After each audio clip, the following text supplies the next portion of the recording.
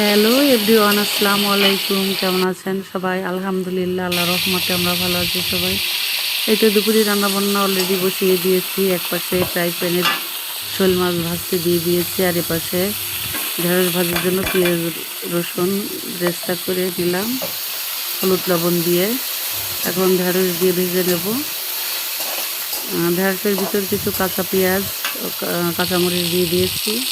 আর এই যে আমার মাছ ভাজা হয়ে গিয়েছে। এই মাছ দিয়ে চিচিঙ্গা দিয়ে আলু দিয়ে টমেটো দিয়ে মাখা মাখা একটা তরকারি রান্না করব, আর হচ্ছে ডাঁটা শাক ভাজি করব। এই হচ্ছে আজকে আমাদের দুপুরে রান্না বান্না খাওয়া দাওয়া। এতে বন্ধুরা আমাদের ঢেঁড়স ভাজি কমপ্লিট হয়ে গেছে। এখন সব ধরনের মশলা দিয়ে চিচিঙ্গার আলু ভালো করে কষিয়ে নিচ্ছি। এখন মাছগুলো দিয়ে দিলাম, দিয়ে অল্প করে কষিয়ে অল্প করে ঝোলের পানি দেবো। বেশি ঝোল রাখবো না, তো এই জন্য অল্প করে ঝোলের পানি দিয়ে দেবো, যেন মাখা মাখা থাকে।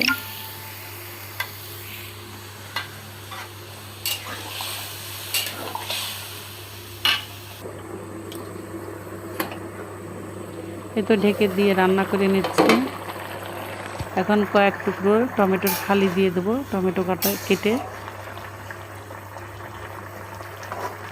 আমাদের চিচিঙ্গা সিদ্ধ হয়ে গিয়েছে অলরেডি।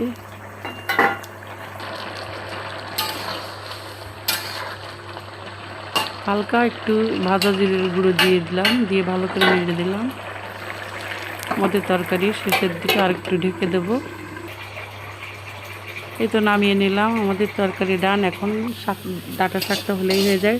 ডাঁটা শাক ভাজির জন্য এখানে পেঁয়াজ রসুন ব্রেস্তা করে নিলাম, তারপরে যে শাক দিয়ে দিলাম। এই তো বন্ধুরা, ছোট্ট একটা ভিডিও শেয়ার করলাম। ভিডিও আর বড় করবো না। সবাই ভালো থাকবেন, সুস্থ থাকবেন, আমাদের জন্য দোয়া করবেন। দেখা হবে, কথা হবে পরবর্তী ভিডিওতে। সেই পর্যন্ত আল্লাহ হাফেজ।